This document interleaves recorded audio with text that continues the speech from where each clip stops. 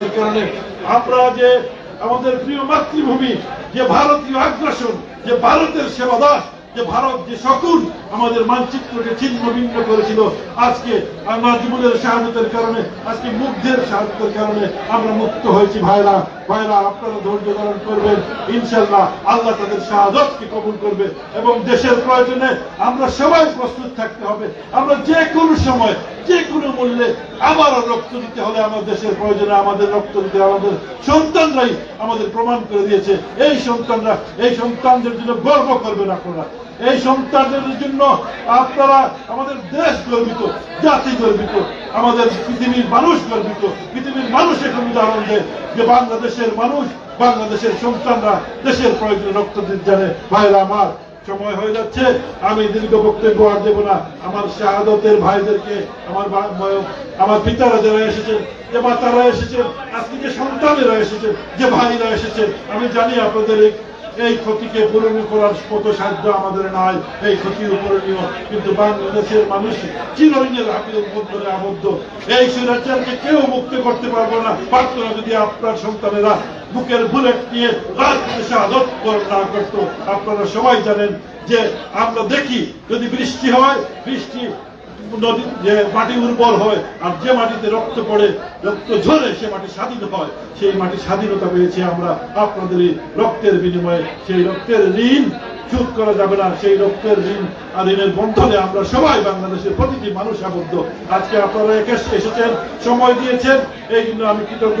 ইনশাল্লাহ সবাইকে ধন্যবাদ জানিয়ে আমি বিদায় দিচ্ছি। আমার জন্য দোয়া করবেন এবং আমি আপনাদের ভাই হিসাবে, সন্তান হিসাবে সবসময় আপনাদের পাশে থাকবো, সেই ওয়াদা নিয়ে বিদায় দিচ্ছি। খুদা হাফেজ। বাংলাদেশ জিন্দাবাদ, জাতীয়তাবাদী দল জিন্দাবাদ, তারেক রহমান জিন্দাবাদ, খালেদা জিয়া জিন্দাবাদ।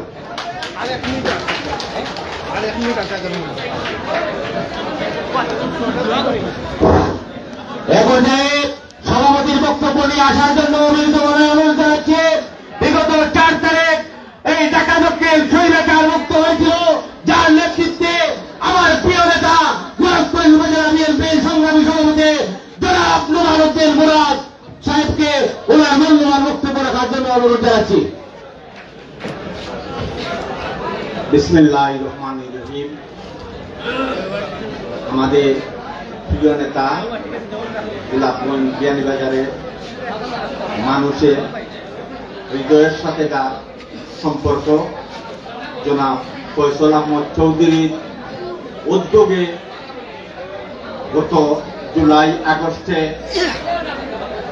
স্বৈর শাসক শেখ হাসিনাকে বিদায়ের আন্দোলনে আমাদের গোলাপগঞ্জে যে 7 ভাই শহীদ হয়েছে এবং যারা আহত হয়েছেন তাদেরকে নিয়েই আজকের এই দোয়া ও ইফতার মাহফিল অনুষ্ঠানে উপস্থিত রয়েছেন এই গোলাপগঞ্জ বিয়ানীবাজারের মাটি ও মানুষের নেতা জনাব ফয়সাল আহমদ চৌধুরী।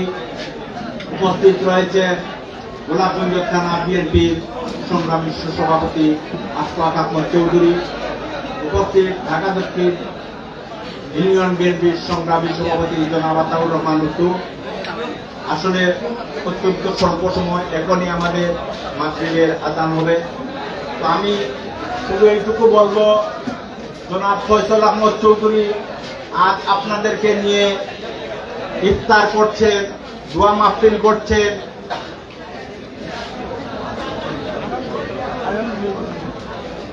সবাই ভালো থাকেন, সুস্থ থাকেন। আসসালামু আলাইকুম রহমতুল্লাহি ওয়া বারাকাতুহু।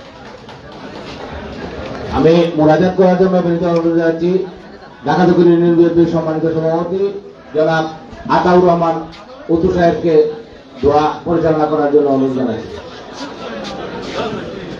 আমি আজকে প্রধান অতিথি জনাব ফয়সাল আহমদ চৌধুরী সাহেবকে মোনাজাত করার জন্য বিনীতভাবে অনুরোধ জানাচ্ছি। সবাই দুরূদ পড়েন।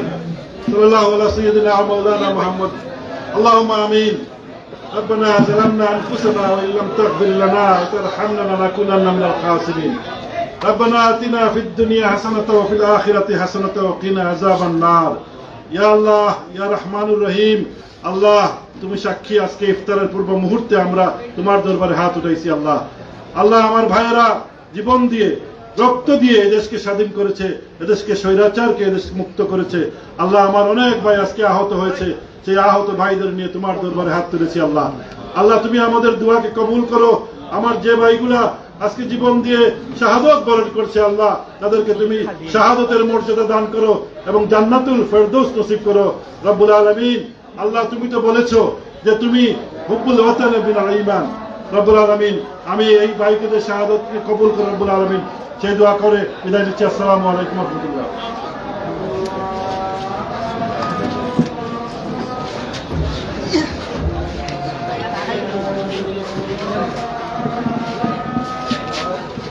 জুলাই 24 ইংরেজি গোলাপ আন্দোলনের শহীদদের পরিবার ও আহতদের সম্মানে দোয়া ও ইফতার মাহফিল এত আপনারা শুনলেন। আমাদের সিলেট নিউজের সাথে যারা যুক্ত হয়েছেন সবাইকে ধন্যবাদ। আজকের এই ইফতার মাহফিলের আয়োজন করেছেন ফয়সাল আহমেদ চৌধুরী, একাদশ জাতীয় সংসদ নির্বাচনে বিএনপি মনোনীত সংসদ সদস্য পদপ্রার্থী সিলেট 6 আসনে। আজকের যে দোয়া ও ইফতার মাহফিল, সেই ইফতার মাহফিলটি সিলেট নিউজের ফেসবুক পেজ থেকে আপনাদেরকে দেখানোর চেষ্টা করছি।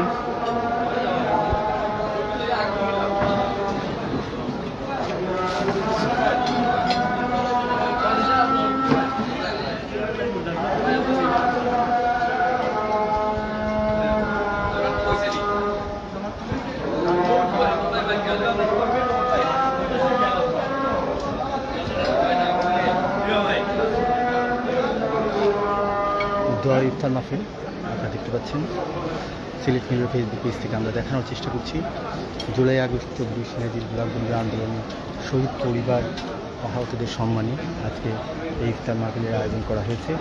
ফয়সাল আহমেদ চৌধুরী, যিনি একাদশ জাতীয় সংসদ নির্বাচনে বিএনপি মনোনীত সংসদ সদস্য এবং পদপ্রার্থী সিলেট 6 আসনে যিনি পদপ্রার্থী ছিলেন, তার আয়োজনে আজকের এই ইফতার দোয়া মাহফিল আমরা দেখানোর চেষ্টা করছি আজকে সিলেট মিররের ফেসবুক পেজ থেকে।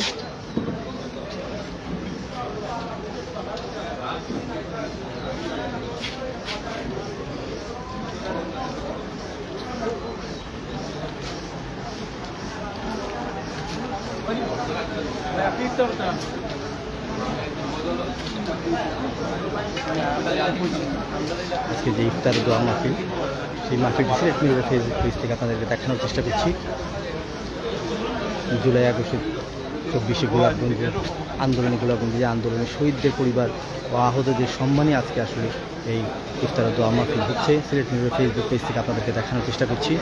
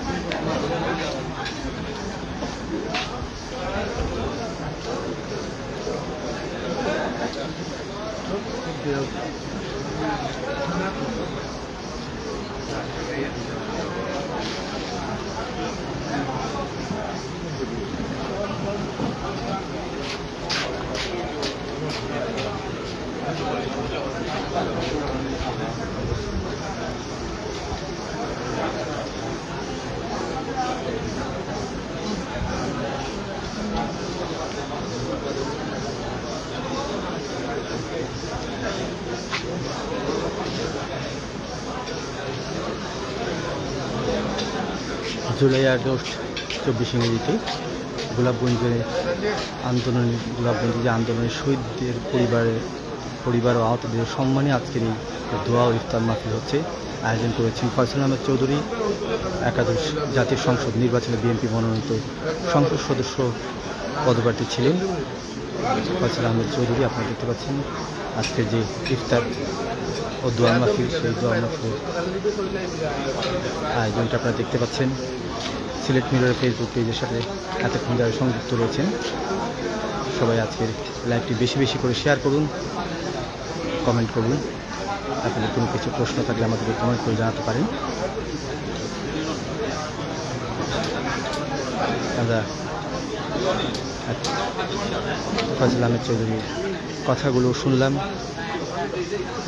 আপনারা যারা আমাদের সাথে সংযুক্ত ছিলেন সবাই সেই কথাগুলো শুনেছেন। জুলাই আগস্টে শহীদদের পরিবারের সম্মানার্থে আজকের এই ইফতার মাহফিল। এই ইফতার মাহফিলটি হচ্ছে ফয়সাল আহমেদ চৌধুরী, যিনি এই ইফতারের দোয়া মাহফিলের আয়োজন করেছেন।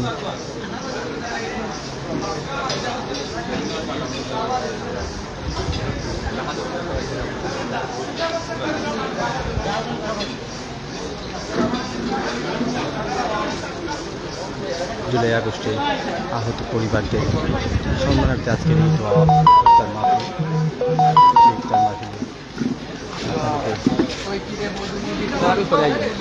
এই ইফতার মাহফিলের আয়োজন আপনাদেরকে দেখানোর চেষ্টা করছি সিলেট মিররের ফেসবুক পেজ থেকে।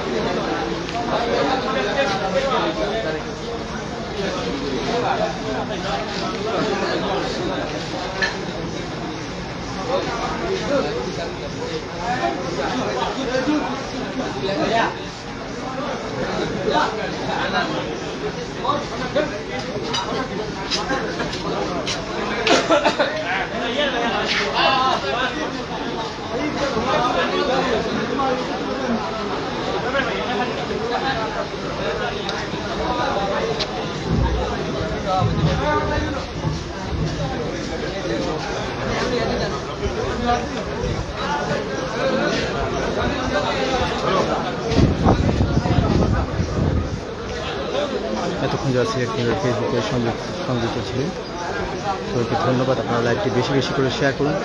আজকে এই পর্যন্ত সবাই ভালো থাকবেন সেই প্রত্যাশায় আজকে লাইভটি এখানেই শেষ করছি।